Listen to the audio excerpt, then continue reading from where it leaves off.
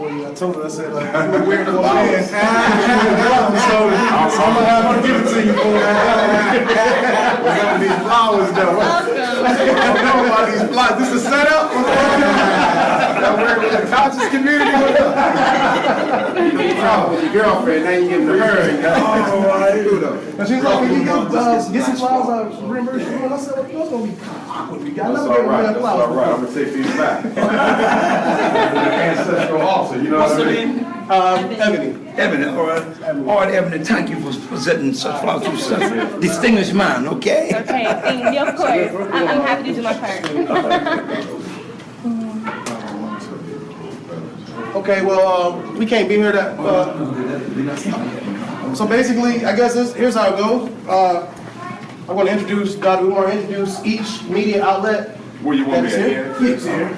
Each media outlet that is here, and then we'll go to each outlet, and you can ask your questions, and then we can wrap it up because we got to be out of here by 8:30 anyway. So, I'm going to ask them to be a little quiet. Is that door shut? Well, we can try it first. No, this slide. You say their door is shut. Yeah. Yeah, she's loud. Yes, she told me that we be ready to start. Oh, can you do this? That.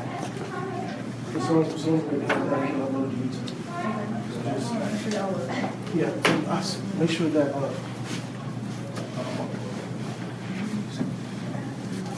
Light. That's a dark brother right there. It's all right. Melanin does a body good. Nothing wrong with that. Okay, you actually go ahead and go live.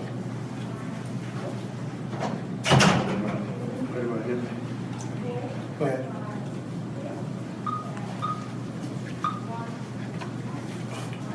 Good night, good afternoon, Jacksonville family. I am here with Dr. Umar. Most of you guys have heard the interview that we did on last weekend, the week before. I'm Robert Simmons, by the way, the host of Real Talk Robert. We're going to get right into it. I'm going to let Dr. Umar introduce himself, and we're going to go to the media that's behind us. So without further ado, go ahead, Dr. Umar. All right. Good evening, Jacksonville, Florida. Dr. Umar Johnson. I'm here visiting you from Philadelphia. I'm a doctor of clinical psychology, certified school psychologist and principal. And I'm here to deliver a lecture tomorrow to the community, especially the parents, as it relates to the school-to-prison pipeline, the psychoacademic holocaust, as I call it, from grade school to the graveyard. My expertise is in fighting to keep our children out of special education. That's what I do professionally. I evaluate children. I evaluate adults as well, clinically, but educationally is where most of my work is done in the schools, fighting for parents, helping parents protect their children's rights. So I'm really hoping that all of you coming out tomorrow afternoon rather, to the Regency Square Mall Event Planning Center for the event. My book will be there, Psychoacademic Holocaust. I'm the author of that, which is the only book written by a black school psychologist that teaches parents how to fight against the war of miseducation. I'm also a former Minister of Education, Marcus Garvey's Universal Negro Improvement Association, and I'm founder of the National Independent Black Parent Association, which we will be talking about more tomorrow. All right, now we're going to jump right into the questions. The first question is coming from the Educational Variety Hour, and that is with Mr. Sir Gene Dawson, a multicultural family television program. Sir, go ahead with your question. Dr. Umar, you just gave me 2 thumbs up, so just empower us on what you want to, what's the forte in your heart for all the communities. Talk. Well, I think that one of the greatest weapons used against us as African people is disorganization. Mm-hmm. And at the center of that disorganization is self-hatred.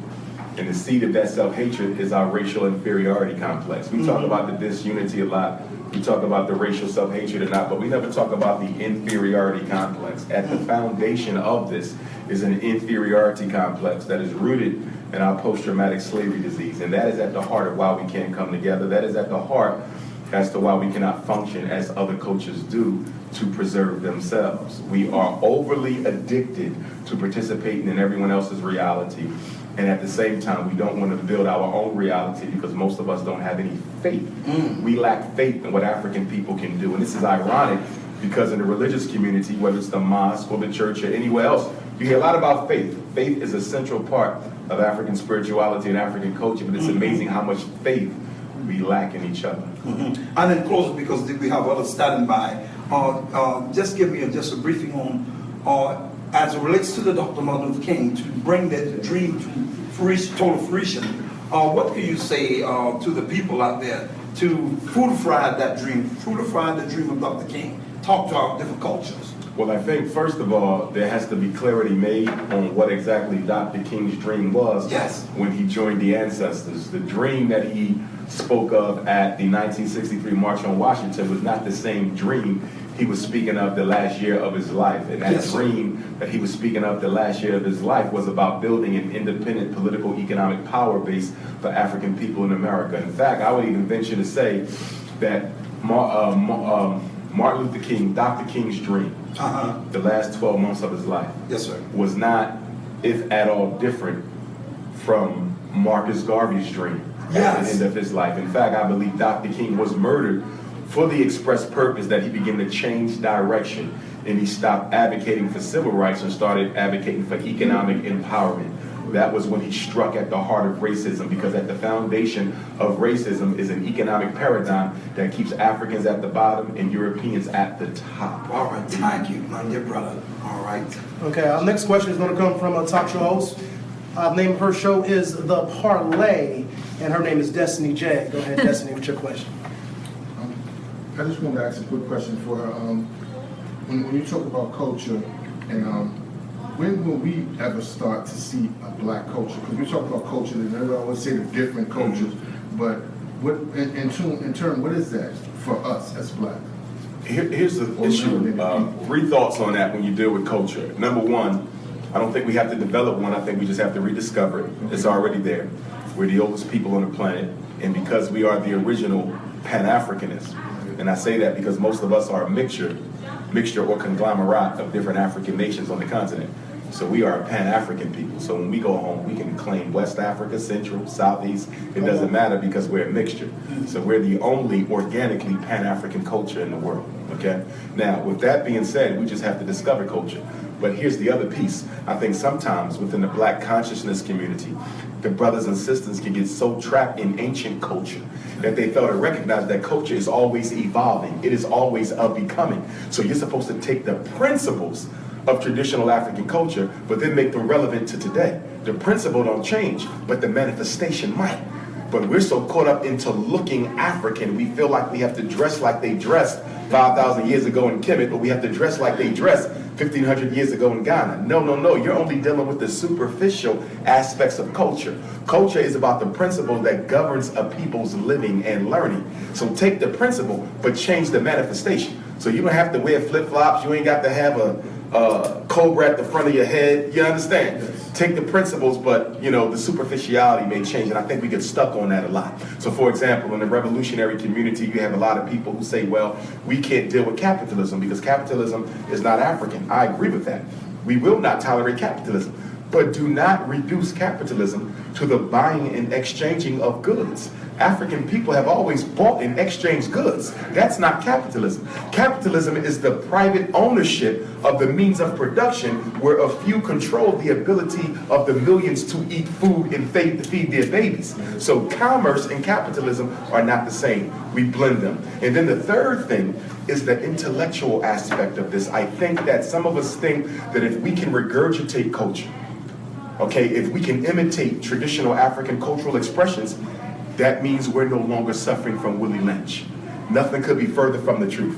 You can be African in all your cultural manifestations, but until the Renaissance has seeped into the subconscious, until you've changed the way that you think, no matter how you dress, no matter how you wear your hair, no matter what you name yourself, no matter how many trips you take to Africa, you will still be a slave until you liberate the unconscious mind. Culture is not about a materialistic, superficial transformation. It's about a deep-seated subconscious transformation. And until we've made that move, we'll make no other.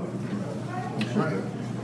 Was that for her, or did she have a... What else for her? Yeah. Okay, all right. Next we have Let's Talk Politics with us. And in the building we have Mr. Frederick Wilson and Catherine Taylor. All right, thank you. My question, Dr. Johnson, you talked about your school and the necessity of Yes, sir. African heritage. Do you recommend all cultures have their own schools to teach their own heritage? And how does that blend in how does that work? Does it help to build our country, or some people might say it might help to separate our country? What's your response to that? Well, I'm not aware of any culture that is a true cultural expression that does not control the education of its youth. I'm not aware of any culture that doesn't control the education of its youth. And then when you're dealing with revolutionary culture, I'm not aware of any revolution that ever took place, race, culture, class, or time period, where the revolutionaries did not control the educational paradigm for the next generation. There can be no culture unless you have continuity. And the only way you're going to have cultural continuity is to prepare this generation to take over the leadership of that culture tomorrow. With regard to the separatism, I don't think it breeds that, because I think African people are already pretty much separate. We're already separate. Okay, economically we're separate, politically we're separate, in terms of wealth we're separate. You don't have to separate us any more than you already do. Okay?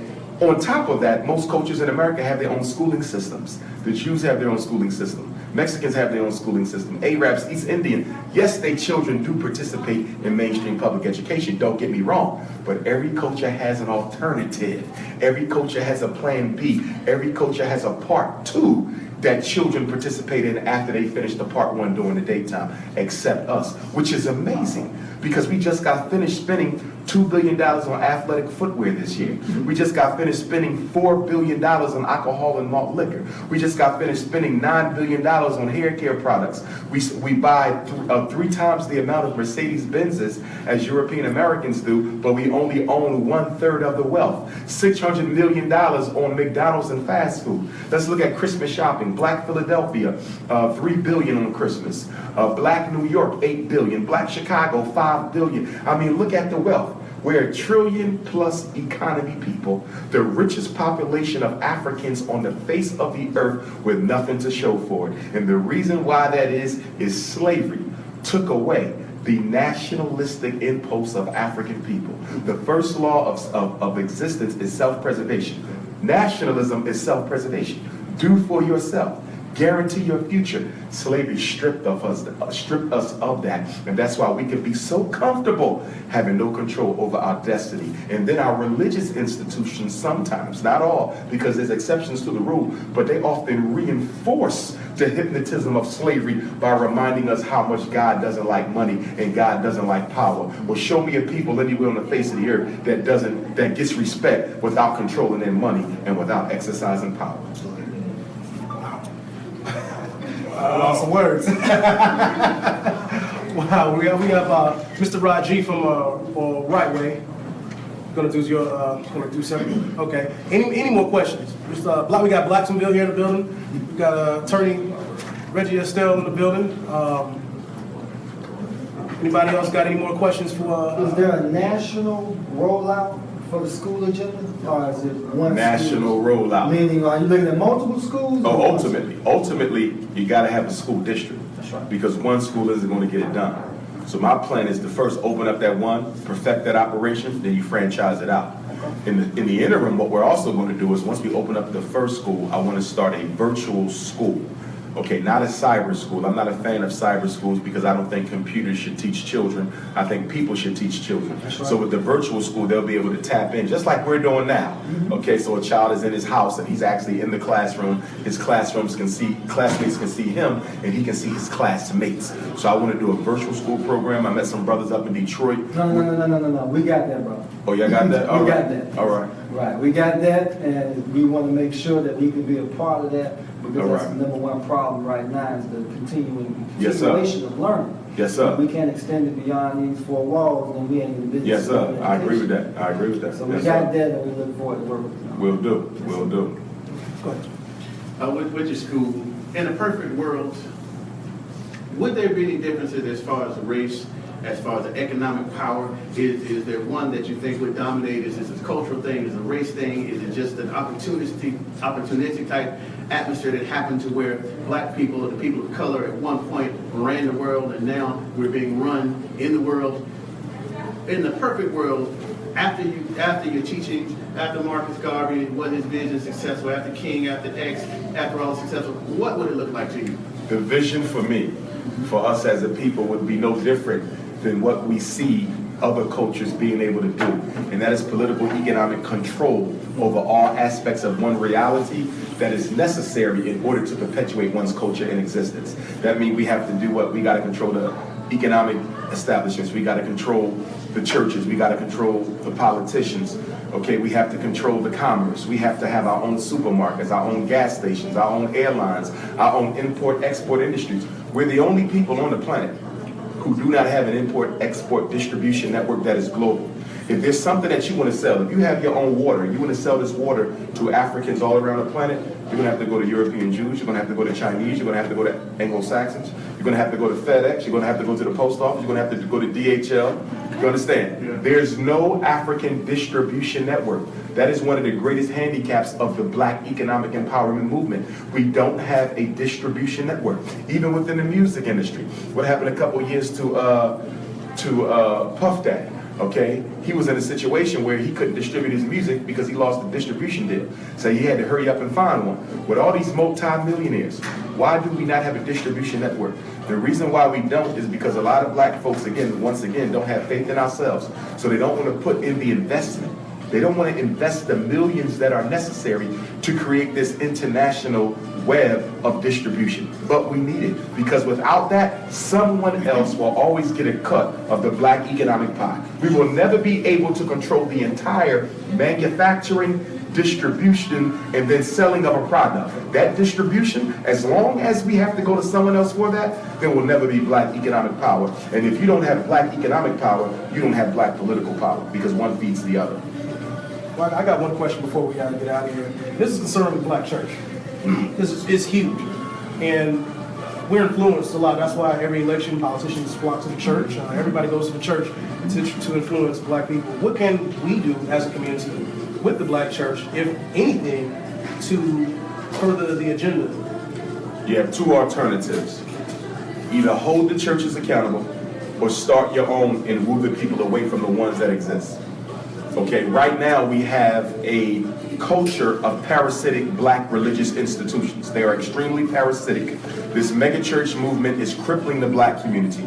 You see all these $5 to $20 million mortgages being taken out on these fancy prayer homes. Yes. And it's interesting because many of the people who attend these prayer homes are poor and working class Black folks, which means the pastor is expecting broke Black people to flip the mortgage on a multi-million-dollar prayer house. And what bothers me the most about church isn't church. It's not religion. I want to be clear. I'm a descendant of African Methodist Episcopal preachers. Yes. The issue is if your building costs that much money, you should at least be able to justify it by putting certain Black people to work. 75% of Black teenagers cannot find a job. Half the Black men in America are unemployed. The Black women are one of the fastest unemployment growing populations in the United States. If there's one problem that affects all Black people, it is unemployment. You got a $20 million prayer house and you don't put nobody to work, that's insane. And then the monies from that mortgage goes into a white bank. So they take Black people's money that you collected on Sunday, they take it on Monday to a white bank. And that white bank takes Black people's Jesus money, rolls it into loans for other white folks that come into the ghettos of Jacksonville and push you out by raising up the property value when they build new construction projects. That means your Jesus money is being used to carry out the devil's work. Wow. Got one question right here. Well, I just wanted to ask, as far as you saying, like, for every dollar we have, they're throwing $10 at it. So how are we gonna make a change with our $1 when they got $10 to throw at it? Every time we want to go purchase a school over here, they got $10 to buy you out on the school. So realistically thinking, everybody's thinking like, we can't win. We can't financially. We can't beat them. We can win. Okay. Because what we can do is start our own credit unions. It only takes $250,000 to start a credit union. Banks have them. Okay. The problem with banks is their credit union only exists to build a bigger church or to put the preacher in a bigger home. Okay. It's not a grassroots community empowerment credit union. We need grassroots RBG, community empowerment credit unions that only exist to build industry and infrastructure. That's why we're hurting. We don't have industry and infrastructure. That's why integration is so important to black folks, because we need to access other people's institutions and infrastructure in order to make a way for ourselves. But if you had your own way, integration would be meaningless to you. Chinese ain't fighting for integration. Mexicans ain't fighting for integration. So Arabs ain't. Only we, because we do not want to build industry, infrastructure, and institutions for ourselves. That's the solution. As long as we keep on integrating, we're going to ultimately be killed off, because as Marcus Garvey said, the people who cannot provide for the bread and butter of their own children sooner or later dies. And let us be clear. This 21st century African Holocaust that we live in, because that's exactly what it is. This is worse than what the Jews, what Hitler did to the Jews. This is worse, almost worse than slavery. This is a Holocaust, because this is about African removal. This is not about oppression. This is not about marginalization. This is not about suppression. This is about eliminating you from the fabric of the social order, killing your genotype. We've had 4 great struggles in our history as a people, especially in America. We had a struggle for our humanity. Remember, before we could fight for freedom, we had to prove we were people. Remember, the 13 colonies, we were classified as things, property, objects, not people. So we had to fight for our humanity first. And that's something that black people often forget about, the humanity struggle. For 200 years, we had to prove we were not animals. And then we had to fight for our freedom, our liberation. Okay, so it was humanity, then it was liberation, then it was equality. That's civil rights, pre-civil rights. And now you're dealing with survival. One other question. What is our greatest asset in the struggle? Our greatest asset, I believe, is our economic wealth. We have the ability to solve our own problems, which is why other cultures don't feel sorry for black America. They might feel sorry for black South Africa. They might feel sorry for blacks in the Caribbean. They do not feel sorry for us. How do a people who gross $1 trillion GNP every year? $1 trillion. Okay, we spend more in a year than 25% of the countries in Africa have to spend collectively. You understand? So it's hard to feel sorry for people who have the ability to do for themselves what they keep begging the government to do. Now, there's certain institutions you have to fight the government for. You have to fight the criminal justice system, because you're not allowed to have your own. You understand? You're allowed to have your own education system. So it makes no sense for us to be fighting the schools in Jacksonville for better treatment of our children, better curriculum, more black teachers, up-to-date school buildings and textbooks, when you just spent $600 million on McDonald's. You just spent $9 billion on weave and perm. You just spent $2 billion on sneakers. You're buying more Mercedes-Benzes than everybody else in America, but your children don't have a school yet. Our issue is our priorities. And until we prioritize ourselves, we will never be a priority to anyone else. Wow. Right. We'll take two more, and then we'll close out. Go ahead. You talk about the culture that we have to get back. Well, what is the black culture now? We've been separated from African culture hundreds of years. Who are we now in your definition? We're still the same people. Okay. We're just lost and misguided. But here's another thing, and I say this to people. Even if we didn't have the rich history that we have, and we have the greatest history on earth, even if we didn't have that, the mere fact that you are a human being who's being disgraced daily should provide you with enough motivation to do something about your condition, even if we didn't build the pyramids, even if we didn't create this, even if we didn't have none of that, we should still have enough self-respect that forces us to get up and do something. So I don't even need the benefit of the backdrop of my history, because I can't live off the achievements of my ancestors. We can't live off them forever. Every time we run through something, we can't say, well, we built the pyramids. Well, guess what? They'll put your ass in the museum with the pyramids if that's the case. You understand? So ultimately, we got to create from our here and now. But here's my premise. We have to train, as Dr. John Henry Clark said, a revolutionary generation of African children who are willing to go through the necessary sacrifices to make us free. With all due respect, as a psychologist, I have to say this. 75% of the black folks who are walking in this country today, living and breathing, are no good to the freedom struggle. They are intoxicated with immigration. They are addicted to white folks, and they are in love with white culture. They're no good to this. So what we have to do is find the ones who can still be salvaged, find the ones who still care enough to make a difference, and work with them. But we cannot embrace this utopic, I have a dream, every black person in Jacksonville is going to help us fix this problem. That's not true. Especially when you deal with the black bourgeoisie, the educated elite class. And being educated and elite does not make you a bourgeoisie, because I'm not. That brother back there is not. But there's a class of them who have a vested interest in keeping where you are, because that's how they get their trinkets from the power structure. When you can no longer control black folks' political, economic activity, they replace you. And that's why Reverend Al Sharpton, all due respect to him, he's going to be replaced in this next administration. He was Obama's right-hand man, okay? Jesse Jackson was Bill Clinton's right-hand man. Donald Trump's right-hand man will not be Al Sharpton. It cannot be. Why? Because Al Sharpton has proven with these last couple of revolts in the inner cities against police brutality, he can no longer control black folks. The youth have lost our respect for Al Sharpton because he has not delivered. So Trump now has to brainstorm who's going to be the next new Negro that I'm going to use to keep the blacks in their place. Wow, okay, Roger. Now that we've been through 2 terms of our first black president, what are your thoughts on, I guess, the job he did in office, positive or negative, and do you think it was for the better of black people or for the worse? Anytime we are brainwashed or hypnotized into believing that things are going to get better when they only are going to get worse, then that can never be a benefit.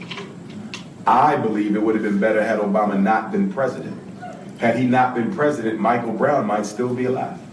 Had he not been president, Sandra Bland might still be alive. The reason why the onslaught against black folks was so intense during the Obama administration, because every white person in America knew that he would not come to your defense. 3 things were unique about the Obama presidency. Number 1, he's the first president out of 44 who never heard a peep out of black folks.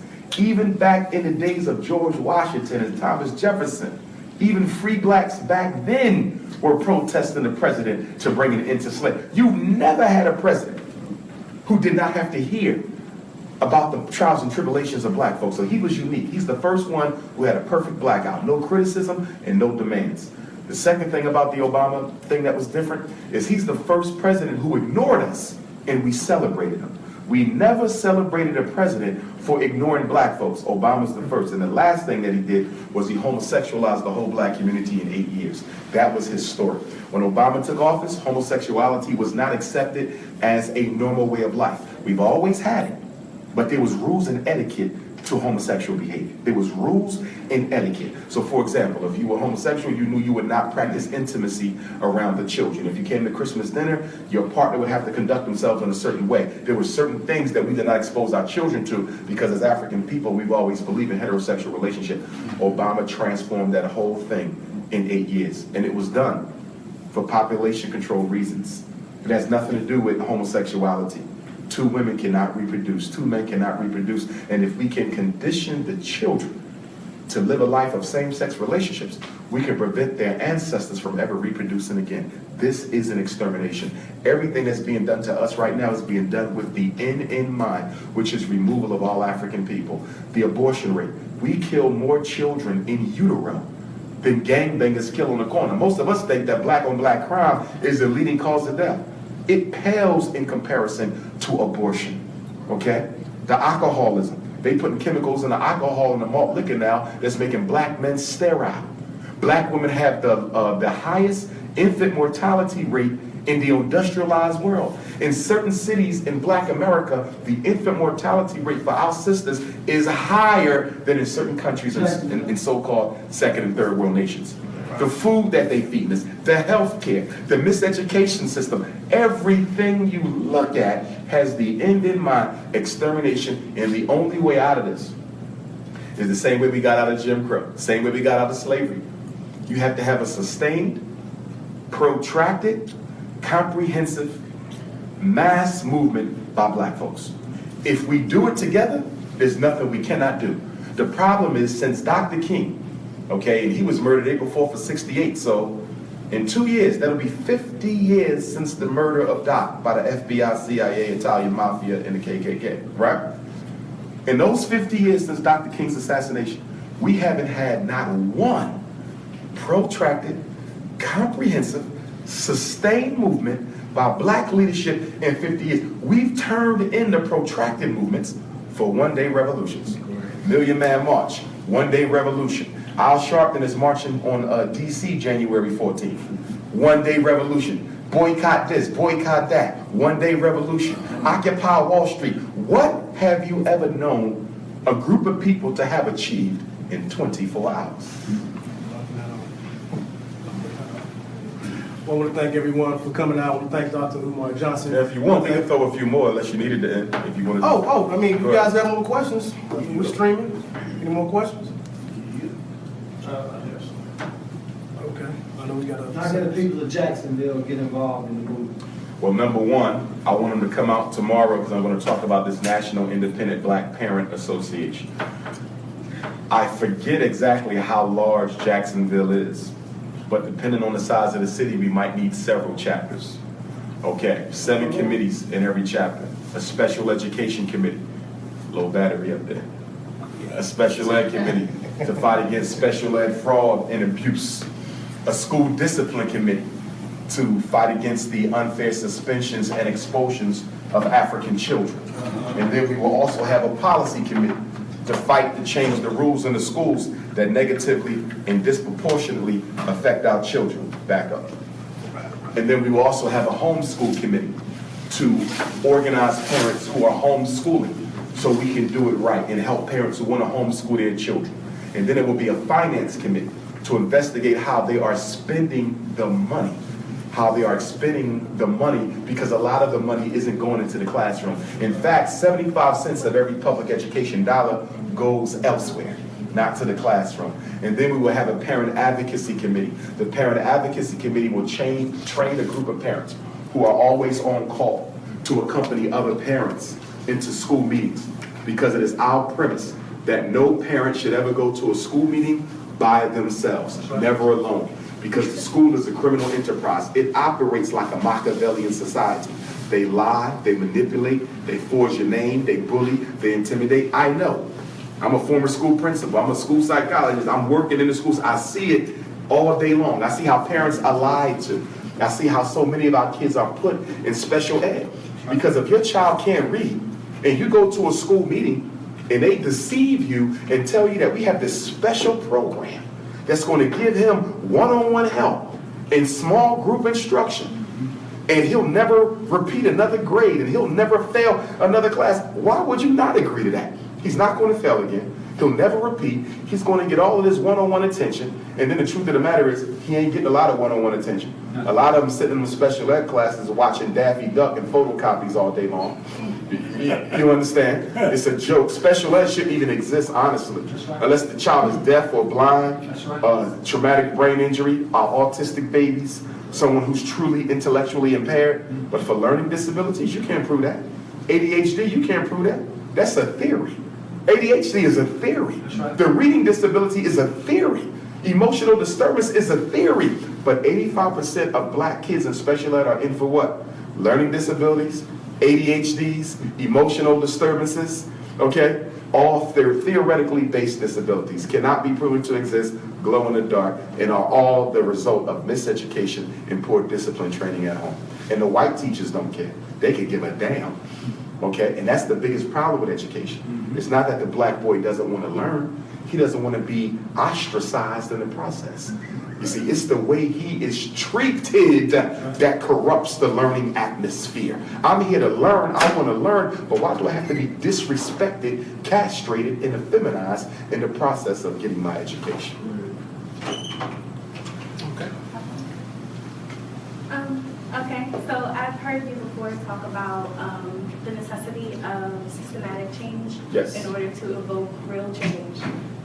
Is there one initiative or policy that you think that we should all get behind? It got to be the economic. Everything drives the economic. If there's anything we need to do now, we need to have an economic revolution where every black community has one credit union and one bank. And the sole purpose of that credit union and bank is to build institutions and infrastructures that do what? Put black people to work. People always say we got deadbeat dads. Daddy's not in the house. You know why they're not there? Because it's hard for a man to stay present when you know you can't fulfill those obligations. And it's even harder for a man to stay present now. This is not a justification, because you should be there. But now, when you have a situation where the sisters out-educate and out-earn the brothers, and then some sisters buy into the white supremacist narrative that the reason why you can't find a brother who's on your economic and educational level is because they're too lazy, when the truth of the matter is white supremacy disadvantages black men on purpose. But if the sister buys into that narrative, she'll start doing what? Verbally abusing her spouse, making him feel like he's less than a man because he cannot equal her on the economic and employment playing field. You understand? So we got to empower black men to save the community. And it's ironic that the government keeps talking about fatherless black children. What is the leading reason why we have fatherless black children? Mass incarceration. If you stop locking them the hell up, then guess what? The children would have their fathers. So we have to look at the hypocritical narrative coming from the government saying they want black fathers to be involved in their children's life while you're locking them up for $1 a day. Wow. With this in mind, how do we switch back? We go with the narrative, it's the white supremacy system. We understand it's the racism, but what is the responsibility of us as we realize it's been going on forever, that we cannot depend on anybody but ourselves? So what's the responsibility for us to do, we're supposed to do, as we amass the economics, as we unite and do these things? When I'm talking about the father being out of the home, if he's getting locked up, as long as he's not framed, that means he's breaking the law. How do we teach our, but you can't break the law and expect not to get locked up, especially if you understand the system wants you to be in jail. Why give it what it's asking for and then destroy your whole family? Mm-hmm. So how do we come back and say, brother, we ain't accepting that anymore? When one of the excuses of you selling drugs and doing these things, you have a system in which you can be somewhat successful, at least successful enough to feed your family, at least successful enough to start a business. Stop breaking the law, take care of your family, and we got folk like you, like others, like Jacksonville, and other folk that are out there trying to do something. Get with them. But the first thing you got to do is stay out of jail. Okay.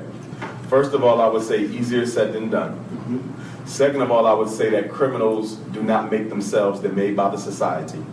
If we go back in American history 80 years, who was gangbanging? Who was selling the alcohol? Who was running the rackets? Who was running the gambling situation? It was the mob. And not only the mob, but Irish gangsters as well as Jewish gangsters. The reason they broke the law wasn't because they wanted to commit crime. They were not considered white people until 1940. And because they were not considered white people until 1940, they were kept out of the American economic reality. In 1940, the United States government upgraded those three groups to white. They gave the Irish the police departments across the country. Do the research on it. They gave the Italians the fire departments across the country. And they gave European Jews the civil service jobs in local government that they still dominate to this day. All we did was go into the criminal underworld that the Southern European ethnic immigrants created for us. Now, when they was breaking the law, nobody said they was born to do that. Everyone knew that it was because of the lack of economic opportunities. It would be very arrogant for me to sit here, having never been to jail, having been raised with my father, okay, 6 degrees. It would be very arrogant for me to sit here. And it would be very naive to say because Dr. Umar Johnson made it, all black men can. I was allowed to make it because my daddy was there. They knew there were certain things that he was not going to allow them to do to me. And because I was raised in a very structured home, which a lot of my friends did not have the advantage of because their daddy was stolen away to prison. I made it and they did not, and many of them were brighter and sharper than I was. We have to be very clear that we do not buy into the American narrative that everyone can be a success. It's not true. It's not even true for white folks. And it's definitely not true for black folks. They disadvantage black males at every step of the process. To tell a brother to stay out of jail when his baby hungry, to tell a brother to stay out of jail when he got an eviction notice. I get about 20 emails a month from so-called ex-cons.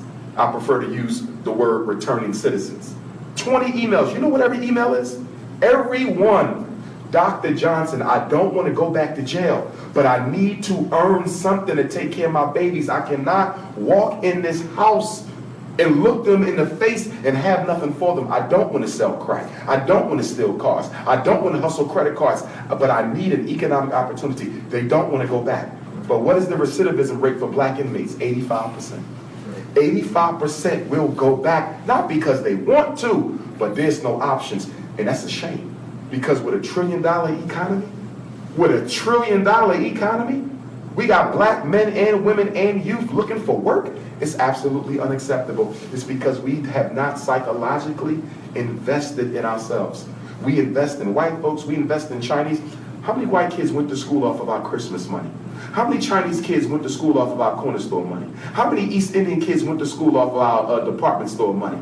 Look at all the different cultures whose children we provide a way for, and we forget to provide a way for our own, and then we wonder why they're so disrespectful to their elders. We always say when we grew up, we respected our elders, of course, because they went to bat for you. Yeah. Our elders would not let schools do to us what we let schools do to these kids today. They stood up, so we respected them because we saw they wasn't afraid of white folks. Until you lose your fear of white folks, you will never get the respect of your youth. Oh, okay, guys. Well, we got to wrap it up. We got to be out of here by 9. I want to thank everybody for streaming. Remember, tomorrow, Dr. Umar will be at the Regency Mall. Everybody in Jacksonville knows exactly what the Regency Mall is. 6 o'clock, right? So 6 to... Yes, because it's a Wednesday. Right. 6 to 9. I'm sorry, I just came from Baltimore yesterday. My apologies. 6 to 9. Doors open at 4 o'clock. Please come out. Powerful message. Not only will we be dealing with miseducation, which is the big piece of tomorrow night's meal, but we will also deal with the self-hate. We will deal with the white supremacy.